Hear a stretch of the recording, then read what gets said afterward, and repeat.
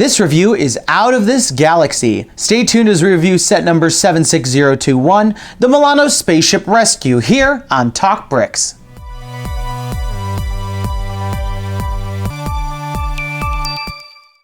Hello, and welcome to another episode of TalkBricks, where we bring you the latest in LEGO news and reviews.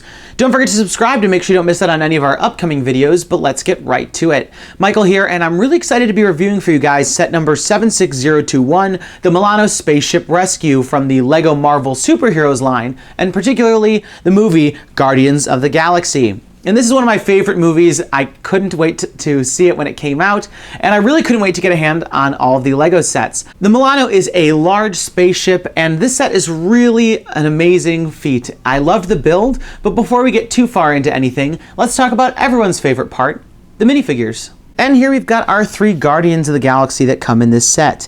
From left to right, we've got Gamora, Peter Quill or Star-Lord, and Drax the Destroyer. I really like all the prints. Here they're all kind of uniformed up. You can see that they all have the exact same leg printing, which has some really nice details, especially the buckles and other highlights. On the right, Drax the Destroyer is covered in tattoos, so you can see all the intricate details in red. And here we have all the figures from the side to show off their weapons.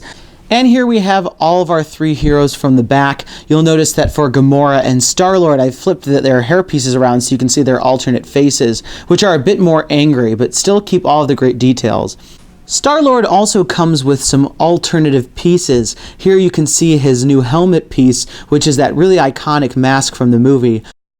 And here's Star-Lord's second accessory, which is this larger brick-built kind of cannon. And next up we have our two villains, which includes Ronan on the left and one of these Sakaran soldiers on the right.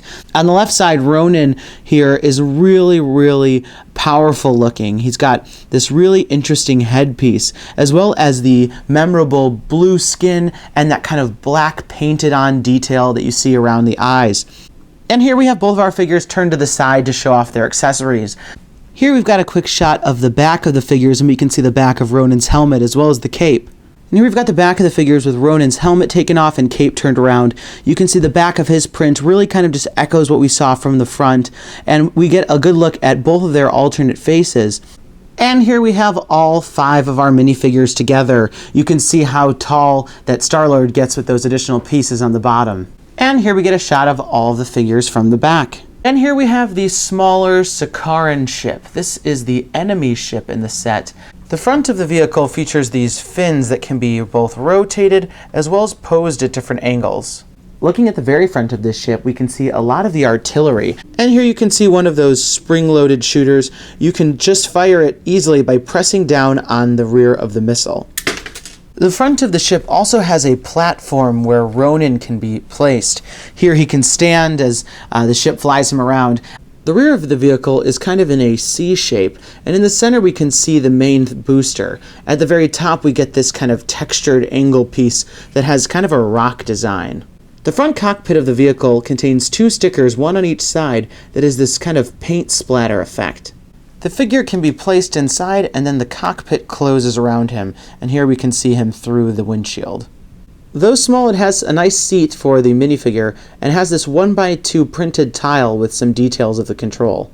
And here we have the Milano all by itself, and this is a very unique ship. I don't think I've seen a ship just like this in any of the other movies, but you can see that there's so many interesting lines, from the different curved pieces to all the angles and the different posable fins. I really think that this ship has a very unique look, but let's take a look at all of the features. And here we have the front nose of the Milano, and I think it's a really interesting design. I love the way that the pieces came together, as well as the way that they fill in the gaps. As you can see, we've got the kind of a beak of a bird and two eyes with those silver dishes. On either side here, you can see underneath, we've got some of these little pops of transparent orange, and this here is one of those stud shooters, as you're probably well aware of, and you just fire it by pressing down on the gray piece. As we work our way up the ship towards the back of the wings, we can see here that the yellow and blue color scheme continues, and we get a lot of these interesting curved pieces to provide some interesting shapes, but we also get pieces at all sorts of angles, and you can see that that's a theme throughout the entire build, but I think it adds such dimension to the ship and really adds some nice shaping. On the wings, we get a blue and yellow sticker here to kind of fill in the color, as well as on one of the wings, we get this lime green circular tiled piece with a red circle sticker for accent. At the rear of the wings, we can see all of the fins, which provide such character to the ship. Each one of these has a sticker on them, and it really adds those interesting lines, some nice highlights, and some interesting symbols that really make this one distinguishable from maybe some others in the fleet.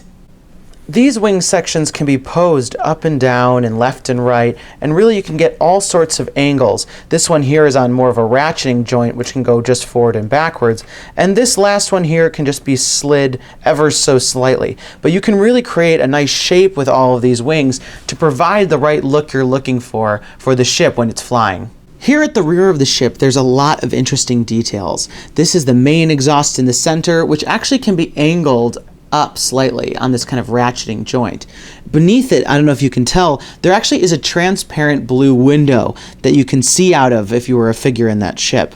On the right and left side, we have these kind of domed pieces, and they actually can be posed at different angles, and they have a little orange piece at the bottom to be kind of a lower thruster, and they have these fins that can be posed. So a lot of interesting detail from not only the wings, but also the rear engine assembly to provide all those different poses and get it really in motion. At the bottom, we also get this kind of curved detail along the landing gear, and I think it's just a really nice thing. You don't always get that much detail out of the rear of a set.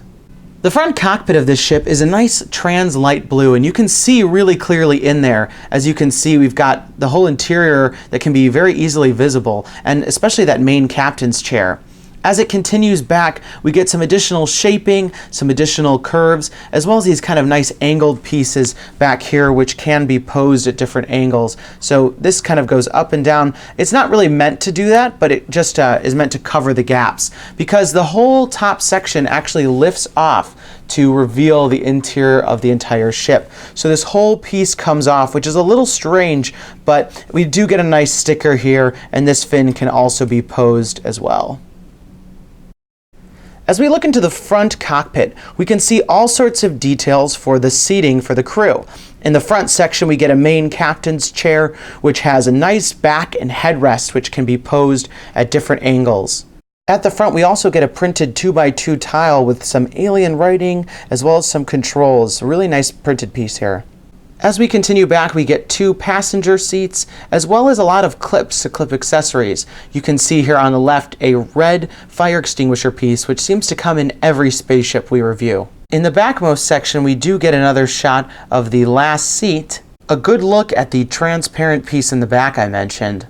The back also features a large stereo system where you can see a 1x2 piece printed with a cassette roll. And this is a very iconic moment from the movie where Star-Lord plays all of his music from the 80s, his kind of last part of home, on this very stereo. And here's a shot of all 4 figures in the seats of the cabin. And here's a look at the bottom of the ship. We get a lot of interesting details when we look down here. All of the artillery, a hard-to-reach flick-fire missile, as well as those stud shooters which can be posed at different angles and fired. And here we have everything back together for some final thoughts. This ship is a really fun one. I'm a huge fan of Guardians of the Galaxy, and I was so excited that they were going to make the Milano ship. I think we see Chris Pratt in it in like half the movie, so I think it made it a really kind of desirable ship. But I think it's also so iconic. I mean, when are you ever going to see kind of a chicken front and all the different things spread out at the back? I just think it's really unique spaceship design, and I was a huge fan of it. As you can see, there's just so many different play features. There's a lot of exclusive minifigures. We've got 3 totally exclusive characters and an additional exclusive minifigure with this version of Star-Lord. So for me, the set is an absolute no-brainer.